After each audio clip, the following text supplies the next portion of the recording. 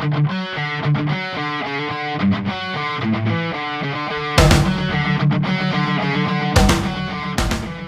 back to Technology Simplified. I'm Terrence Shaw. And I'm Amy McKee. And this week we're here with Anirban Dutta, and we're here to talk about the new book, Winning Strategies, Secrets to Clinching Multimillion-Dollar Deals, that is just released. And we're really excited to have him here and talk a little bit about it. Thank you, Terrence. Glad to be here. All right. So, so start us off. Tell us a little bit about what your book is and why you decided to write it. Right. So, about a couple of years back when I started really thinking about this book, I was a VP at an Indian SI called Satyam Computer Services, and I was part of leading large deals in the high-tech space. So what I realized at that time was, the people that were coming in from pure sales or people that were coming in from delivery, they were not completely getting the integration, because large deals is a completely different beast by itself. So It's a mixture of, project program management as well as sales. So as we did a few transactions, I sort of, got together with one of my colleagues, and co-author Hetzel Folden, who comes with a very deep background of contract negotiation, and has both a buy and sell side experience. So we started talking about writing a book, and we put a proposal to Wiley, and we put this book together. All right. So basically, the book is, as of today, the only IT services and outsourcing book in the marketplace that sort of covers the entire spectrum. So you start off kind of from the buy side, how to analyze the market, how to go find the deals, how to go to market directly, as well as with some advisors and influencers. Then we get into more structuring the deals, how to structure deals, how to use financial leverage, as well as some structural and tax arbitrage. And we get into some of the negotiation details, like contract negotiation, some pros and cons, what to look for, what the gotcha points, things like that. Right. We get into a little bit of the soft contract stuff, the negotiation part, and then finally we believe that the deal's not really sold till we deliver. So we get into the transition and basically the program management part. So that sort of sums up the whole book. So, Anirban, tell us a little bit about when you're doing this and you're trying to get a deal. I mean, let's take us all the way to the beginning. Take us to the start. I mean, how do you look for leads, or how do the leads come in? I mean, if you're talking multi-million-dollar deals, you're talking large deals. I mean, these aren't people that just walk off the street to you and say, I'd like you to take over my IT shop. How does that work? Right. So Terrence, again, very good question. So few different ways. These deals are done primarily by companies that are of a significant size, because they have the bandwidth, they have the history to do that, and more often than not, they have a fairly good penetration in the marketplace with a significant amount of customer base. Right. So the biggest area of getting the bang for the buck is to really radiate and penetrate and radiate. So go into the accounts where you have some penetration, and then basically branch out. So that's the almost the surest way of really getting your foot in the door for these large deals. Okay. The second part of that is we do get a lot of large deals from influencers. So by influencers, I mean the third-party advisors, the TPAs of the world, like your TPI, Everest, Morgan Chambers, Neo ITs of the world. Right. We also get some leads from Gartner and Forrester, but mainly from the TPA side. Okay. And the third thing that we have started doing, for probably since the recession hit about 2 years back, is everybody that we used to go to market, we're going with market. So we're doing a lot of joint collaboration and going in joint sales strategy with our customers, and that's really helping us come on, get out of IT and move into a whole different paradigm. The second part of the question, what you asked me, was the deal size and who can play in this. The deal size varies. The principles that define in the book, although they are true for large deals, for the most part, they are as applicable for the deals that are $1 to $2 million, $3 million, because all we're talking about is a disciplined process from initiation all the way to execution and closure. You're working on these deals, and I assume there's a long lead time for these deals, close time, right? I mean, these aren't deals where you go in and you spend a week putting a proposal together. I mean, what's your typical term of how long does it take you to assemble all the materials and put that together and present your proposal to a customer? So that's, again, it's a two-part thing. So when I came from traditionally doing, I did a few large deals when I was part of IBM, and now I'm doing little bit smaller size deals with CSC. I did some mega deals with Satyam. Yeah. And it's a little bit different. So when you work for a traditional American company, the bid pursuit process is pretty well defined. Yeah. But what it means is also the BNP budget is very high, so your SG&A runs real high, right? Yeah. So basically your gross and net margin starts going real low. Right. What it sums is, there's more people involved, there's more processes involved. Right. The Indian SIs, they run the ship pretty tight, and they got really 3 or 4 people part of the bid team. Okay. So from a material, presentation, and all the standpoint, that cycle is low. Right. But at the end of the day, it doesn't matter who you're working for. Your customer really defines the time frame. And typically, if we see a deal, when it crosses a $10 million ACV, which is annual contract value, we typically don't see deals that close within 3 months. So 3 to 6 months, I would say, is probably a standard time frame for a deal that size. If it goes a little bit bigger, it's longer. If it's a government deal, then we can talk years. Okay. I have a couple questions for you. Sure. You mentioned that your experiences from working with Satyam and CSC and IBM. Would you expect that the same strategies could be applied if you were coming from a smaller company trying to win those bigger deals? So we do, right? And is there any differences that a smaller company might need to be aware of? Right. So you got to have some differentiating factors, some USP. So a lot of these deals, so again, deals is a very broad and generic term. There are several deals that are managed services deals, right? So when you talk about managed services deals, there's a layer of governance. And a lot of times, the small niche players, customers don't believe that they can actually execute that. Although many a times they're actually better in executing that because they have better staffs who are actually managing the stuff on the ground, right? Yeah. So that being said, however, there's still a big amount, big number of deals that are time and material deals, that are touch labor deals, especially in the infrastructure space. You have actual guys who are like sitting in the desk and like doing installations, right? So it's real touch labor stuff. And in those, we see we see competition from real small niche companies because there is a price play. But you've got to have either a domain expertise, either or a very strong price play for a small company to come and beat one of the bigger ones. Okay. So how do you do that? So it kind of leads me into a question. How do you get the customer focus away from price? So very good question. So price is always the main focus, whether we like to believe or not, right? Right. Right, and where salespeople tend to get pigeonholed is when they start looking at price for the deal. Right. Because that's when you start making it a pure commodity, and you're going in directly, right? Yeah. And for me, I compete, all the time, like say for example with HCL. HCL strategy as an Indian company is always to focus on that because that's the sweet spot, right? Right. As for the IBM CSCs of the world, the big value proposition is not just the deal price, but the TCO, the total cost of ownership issue reduction. Yep. So you have to look at the entire gamut, look at their budget, look at where they stand.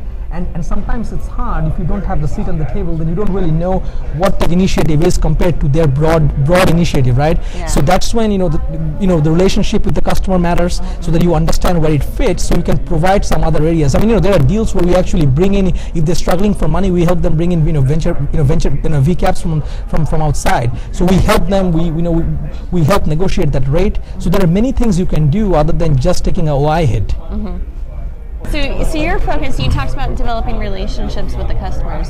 Do you talk about that in the book, and can you give us some of the major points within that part of your book? Yeah, so again, there's a lot of the book talks about the relationship part, and it's not a forced relationship. It's almost like courting somebody, like asking out a girl, or on the other side, asking a dude. So if you're a girl, so it's like you can't force it, and I see in many organizations as well as competitors, and and I've experienced that people try to force the relationship. Like for example, I know Terrence for 15 years, so we have a relationship. We understand. We have some mutual trust. So there is a relationship in place. But you can't just meet a customer and say, okay, now from today I'm your best buddy, right? Yeah. So it takes some time, and the best way to do that is again the customer base that you have, because you have something hopefully you have delivered, and it's not a relationship where they want to get you out as soon as the contract's over. Yeah. So you can broaden there, So it's pretty much delivery really leads to the relationship in this IT services business. Yeah. Are there things that you can do initially when you don't have that relationship to deliver up front so that they get a taste of what that relationship would feel like? Yeah, so that's a very common strategy. A lot of times what's happening now, and again, TPI is saying that, everybody's saying that since the recession, the deals have become more procurement based rather than more, so the control has gone a lot more to procurement now than what it was about I would say 2 years back. So what's happening now is procurement plays by the playbook. A lot of these guys, you have to realize, Terrence, procurement, they're buying pencils. They're buying, they're buying computers. I mean, they're buying desks, right? Yeah. So these guys look at IT services and they're like, okay, so this is, I mean, there's another pencil. It's another pencil, right? So if you go and start talking to them about, well, I really need to meet your key stakeholders because we want to understand about PCO, they're like, oh, this is your, RFP, just go respond to the RFP and we're going to take it from there. And a lot of times it's hard to get that opportunity to build the relationship in the first place. Right, it is, and then you try to find ways, and who when you are in the industry. So there's not a customer that I go to that I have problem reaching somebody directly through somebody I know, and there could be somebody in a competitor or somebody old friend, things like that. And most people in this space are like that. They should be able to reach the right folks and at least get some intelligence from the field. Right. Now, who is your target market for your book? Is it mostly just IT people, or is it could it be expanded out to other industries? So well, it's it's built, it's industry independent, but from a horizontal standpoint, it's ITO, BPO, KPO. So it's purely services sale. Sorry, it's IT or what? ITO, IT outsourcing, BPO, business process outsourcing, and KPO, knowledge process outsourcing. Okay. So it's more sales focused than it is IT technical focus. Technical focus. However, there's several chapters like 6, 7, 8, which really gets into engagement models. How you define engagement models. How do you structure pricing? How do you put contracts around that? And we have seen the CIO community extremely eager as we are promoting the book to hear about those, because that's what they deal with, and engagement model really defines how the delivery is going to turn out, going forward, right? So although it is sales focused, there are parts of it that are, I think, for a broader audience, both from the IT side as well as from the sales side. Right. Okay, good. So what are some of the things that you look for that would cause you to walk a deal? Well, so every deal has to have a hurdle rate, right? Even if you decide to make it a loss leader, there's still a hurdle rate. I mean, unless you are giving a freebie up front, which you're talking about, right? You give a prototype or something, right? Which is really not a deal, right? It's a teaser. So hurdle rate is one thing, right? And you can negotiate on that. You can go up and down depending on what your goals are for that account, right? But you pretty much have that rate set. In your mind where you'll walk the deal. You do, but then and things change. Yeah. So typically, I like to go in sort of fluid, and I say, okay, this is my OI that I'm going to make, and on a price point, I'm not going to go down before the past this OI. Yeah. But if I see that some sort of everything is negotiable. So if I see that if we get the deal, that's going to open up other doors, and we're getting some sort of a guaranteed commitment. Then we go back to the drawing board and we say, okay, is it worth it to make this a loss leader and get into the account, right? Okay. So that's one thing. The second one, typically, what I have not done is, and because I have got burned in the past, is a limited hire clause, and I'll give you an example what it means. If you do a global deal, for example, say we have Brent right here, and say he's in the IT side and he's a star performer, and he's in the account, right? And then I really don't know Brent exists because Brent's really working out of Singapore. But he's a star there. And then some for the customer, and then some recruiter recruits Brent. I have no idea, and suddenly Brent starts working for CSC. So we could get sued for that. So we absolutely do not do that unless we put specific terms and conditions saying that it is part of the project which is controllable. So that's those are some things. There are also other things you could get on the wrong side if you don't know. For example, for the force majeure clause, so there are several things like if your building burns down, there are certain clauses where you can become a loss leader based on how much penalties you're doing. So those things are very, and so those things, as you do more, we cover some of that in chapter 10. You get into those contract terms, like what are certain things. Some of the TPAs, I don't want to name them, were doing a thing about a year and a half back where they were doing a total transition deal. So you take off all the people, but there was a certain term in the transition clause that says that you take everybody and that counts regardless of what they're doing. Now, this particular organization was basically using a lot of their people to do social work. And the reason is because they're on bench and they can't do anything, right? So now you're paying for that time and you have to engage them. So basically now you go into loss right away from from Q1, right? After the deal. So things like that are some things that as you see the term sheet, it's important to understand on case by case what's needed and what's not. Okay. So have you seen any of these functions really change with the economy? Some major dichotomies that have occurred? Yeah, so the engagement models are changing broadly. We are seeing a lot of transaction-based pricing. So earlier, if you look at it, right, about a year or two back, even 3 years back, we would see only a few type of models being discussed with the customer. So one is the traditional time and material T&M model. Everybody knows that it's like a body shop based model. That and you can massage it in many ways, saying call it a services, but it's really calculated as time and material, right? And it's a great model. I mean, simplistic, it's a great model. And then obviously there's managed services model. Underneath you could have a T&M, but it's managed services where you have the whole ownership of it. But we're seeing a lot of, especially with cloud computing coming. We have not seen cloud taken up and adopted by customers in a bigger scale yet. I have not seen. I know that it's happening. It's in the works. But with that, we're going to see a lot of transaction-based pricing. What BPO has done, usage-based pricing. So what it means is, for example, you have this mega server space. We're using this, we're using the shared cloud, for example, right? So you pay per use. It's kind of like the Amazon.com model. When they use the cloud, right? So and that really brings your price point down because you have the shared resource pool where, as an SI, you don't lose the money. And SI is service integrator, it's a system integrator. You don't lose money, and as the customer, you pay less. So that's probably one big area that we're seeing that change happening now. Okay. What happens after the close? I mean, what are those management points? Because you talk a little bit about that in your book, don't you? About okay, it's not just to the deal, but there's also the management after the deal. Right. So we talk a lot actually about the deal because these type of deals are not closed because here's the difference between selling tools, selling a software versus selling services. First of all, the revenue does not get recognized till 60 days a lot of times, right? Yeah. After you close the deal, they don't, they may give you something, but that's not enough to cover your bus fare, right? I mean, so what do you do? It's very important to have in the negotiation phase to get the right people in, and by right people I mean the right program managers, folks like that. Basically you want the neck to choke, the guy that's going to manage it. That you have to have the buy-in of that person, right? Or if you don't have the buy-in, you better have a person who you can really force there and who's going to deliver, Because that's what the customer's not going to deal with the deal maker after that.